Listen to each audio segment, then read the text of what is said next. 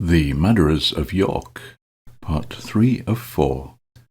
Ellen Madderah, née Beecroft. Benjamin Madderah and Ellen Beecroft were married in York in the parish church of St. Maurice in Monkgate on April 23rd, 1839. It was Benjamin's 34th birthday that day, and Ellen had celebrated her 26th birthday just a few days before. It was the first marriage for both of them, but Ellen was already pregnant.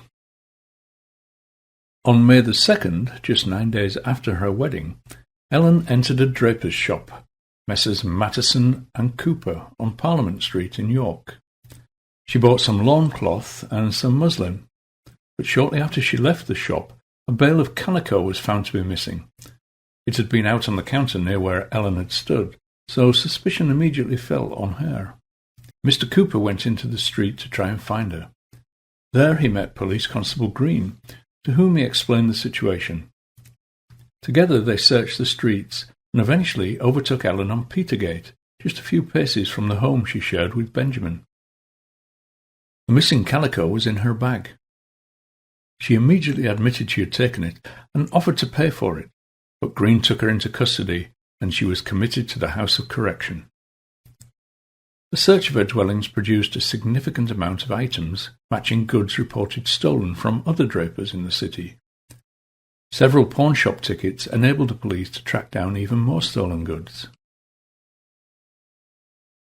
Ellen was brought before the Lord Mayor at the Guildhall on May the 4th to face charges of stealing linen cloth from several drapers in the city of York. Representatives from 10 establishments were present in the court. An immense quantity of drapery and goods was produced. Each item was identified and returned to its rightful owner. Their modus operandi in each case was to enter a shop on the pretext of being interested in purchasing some small item.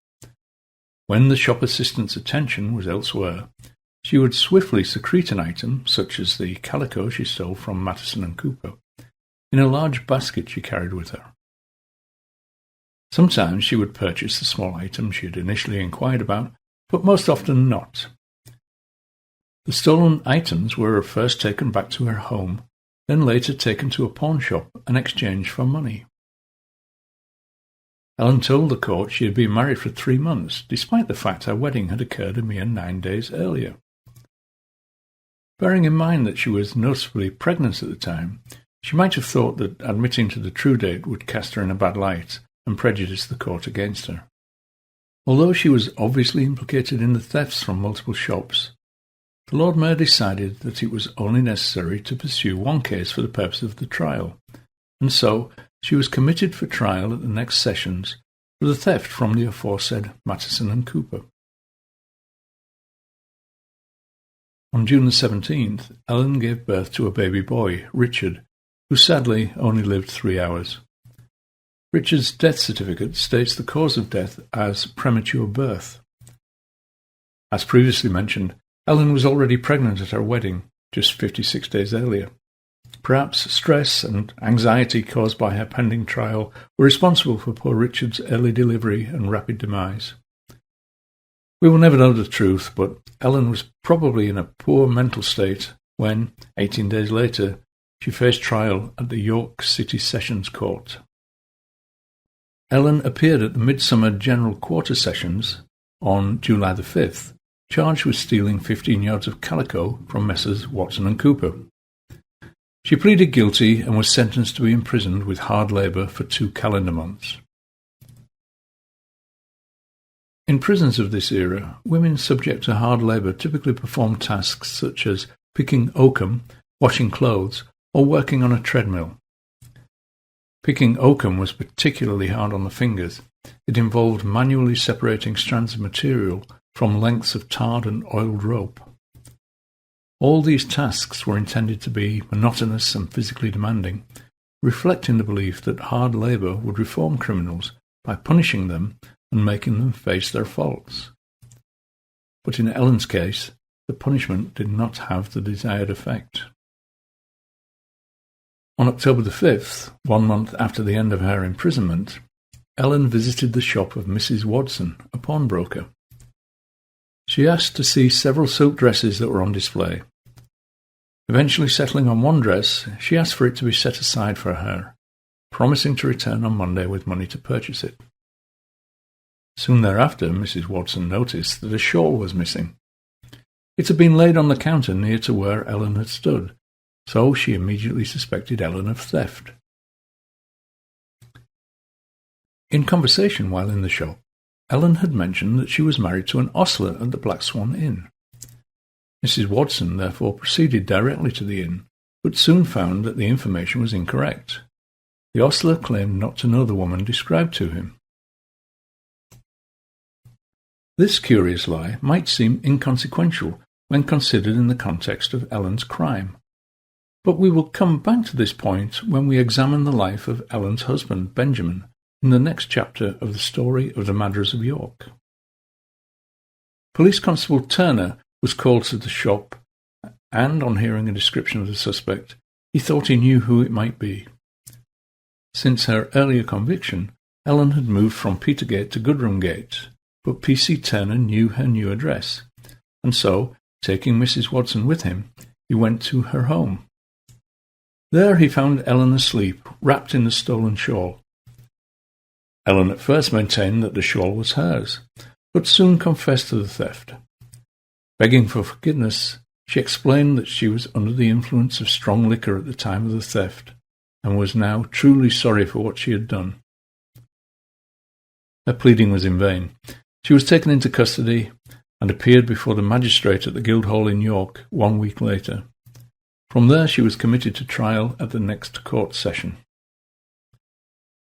At the Michaelmas General Quarter Sessions on Monday, October the 14th, 1839, Ellen appeared before the recorder, C. H. Elsley, who had also been the recorder at her previous trial.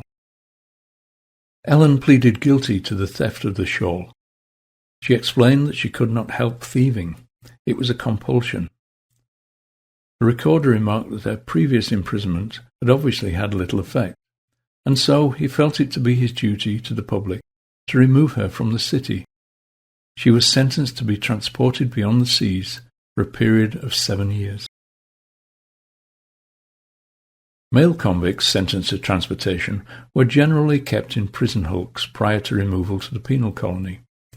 But there was only ever one hulk used for female prisoners, and that ceased operations long before Ellen's woes began. So, on January the 25th, 1840, Ellen was transferred from the House of Correction in York to the Millbank Penitentiary in London.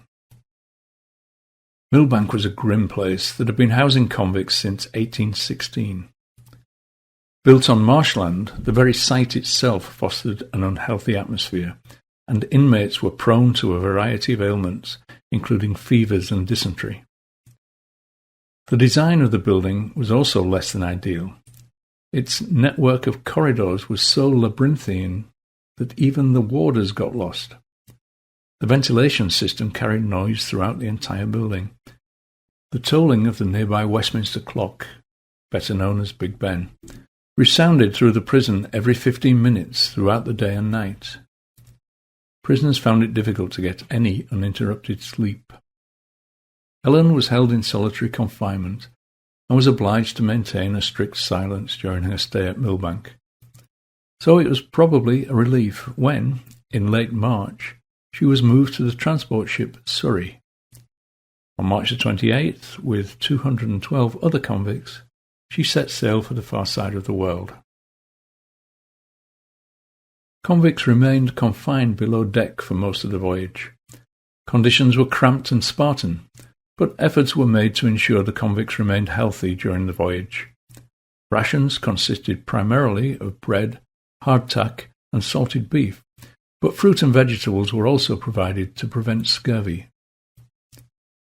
Female prisoners were subject to the unwanted attention of their male guards and sailors. Rape, whether by forcible means or by coercion in exchange for additional rations or time above decks, was commonplace. Many women arrived in Australia pregnant. Ellen's exact experiences during her voyage are not recorded, but when she arrived in Sydney Harbour on July the 13th, 1840, she was not pregnant. But that would soon change. All newly arrived female convicts were assigned to the Parramatta Female Factory. The factory concept was a combination of the functions of a prison and a workhouse. 13 such establishments were built in New South Wales and Van Diemen's Land to process the increasing number of female prisoners being sent by the English courts in response to the government's aim of developing Australia as a true colony. The factory in Parramatta manufactured cloth. Women were engaged in spinning, weaving, plaiting, washing and cleaning. Any breaches of discipline were met with humiliating punishment. Offenders' hair was shorn and they would be consigned to heavy labour, such as rock breaking and oakum picking. The factory also served as a hospital, an asylum, and a marriage bureau. For this latter function, free settlers and male convicts in good standing could apply for permission to select a wife from the female convicts. The process was nominally consensual, but most women would have seen little reason to refuse. The factory was open and male convicts could come and go as they pleased, so the women were subject to the same risks of sexual abuse as they had experienced during their passage across the seas. Once again, Ellen's exact experiences are unknown, but by early 1842 she was pregnant. She delivered a daughter on October the 11th that same year. Curiously, despite the fact that all records pertaining to Ellen's criminal record use the surname Mather, M-A-T-H-E-R, her daughter was named Annie Adelaide Madderah. Children could stay with their mothers at the factory up to the age of 4, at which time they were removed to an orphanage.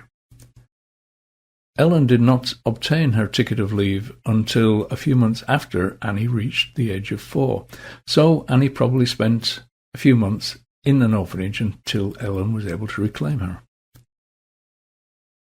With her ticket of leave, Ellen had more freedom to determine her own circumstances, but could not leave the immediate district and had to report to the authorities every week. The official end of her sentence came in January 1847 with the issue of her Certificate of Freedom. The certificate included a physical description as follows: height 5 foot 4.5 inches, fair ruddy complexion, brown eyes, dark grey hair, lost 3 upper teeth, upper lip hairy, scar back of little finger on left hand.